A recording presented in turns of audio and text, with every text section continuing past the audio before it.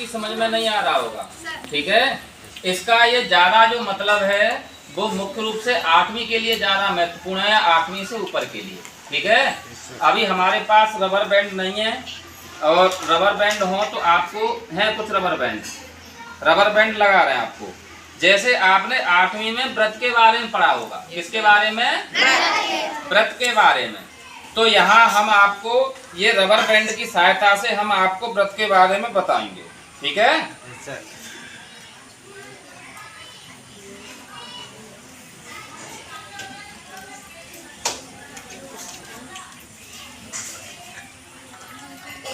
ये है, ये हमने रबर बैंड लगा दिया है।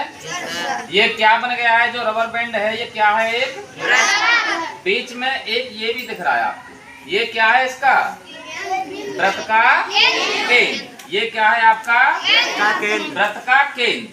अगर हम कहें कि इसमें व्रत की त्रिज्या क्या होगी, तो ये व्रत का केंद्र है, और इसको हम ऐसे कहीं लगा देते हैं। रबर बैंड इसके लिए थोड़ा छोटी होनी चाहिए, बड़ी वाली है, ठीक है। थोड़ा बड़ा बना के बताते हैं तो फिर रबर बैंड काम आएगी, ठीक है। ये बड़े वाले में बताते हैं आपको।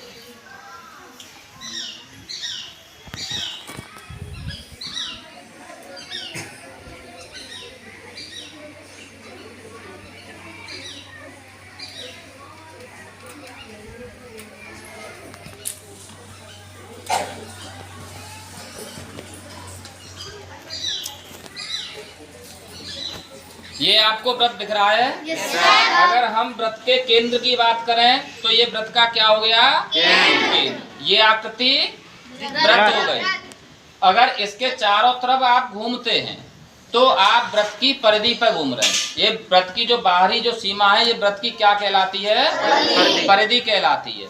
अगर आप व्रत के केंद्र की बात करते हो तो ये केंद्र है, सॉरी, व्रत की त्रिज्या की बात करते हो आप, तो ऐसे लगा दिया मैंने।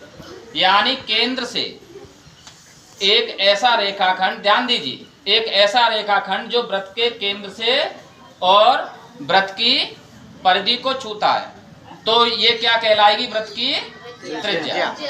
आप प्रकाल से व्रत बनाते हो, प्रकाल से व्रत बनाते हो, तो इस तरीके से आप एक तरफ नुकीला पॉइंट होता है और एक तरफ पेंसिल होती है, तो जो दूरी लेते हो वो व्रत की क्या होती है? त्रिज्या। वो व्रत की क्या होती है? ऐसे दूरी लेके प्रकाल में ऐसे घुमाते हो ना, ऐसे घुमाते हो, तो यही दूरी, ये क्या है? व्रत की त्रिज्या। ये व्रत की क्या है? त्रिज्या है। अगर व्यास की बात करें तो दोनों परिधि को छूता हुआ एक रेखाखंड जो सीधा केंद्र से होकर जाता है, जो सीधा केंद्र से होकर जाता है, तो ये व्रत का क्या कहलाएगा? व्यास। ये व्रत का क्या कहलाएगा? व्यास।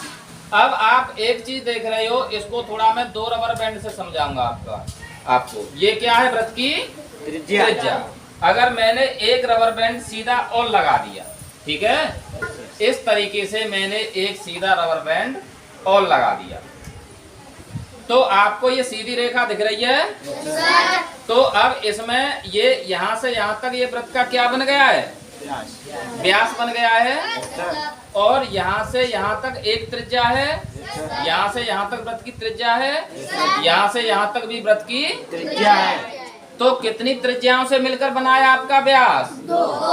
2 त्रिज्याओं से मिलकर बना है। इसका मतलब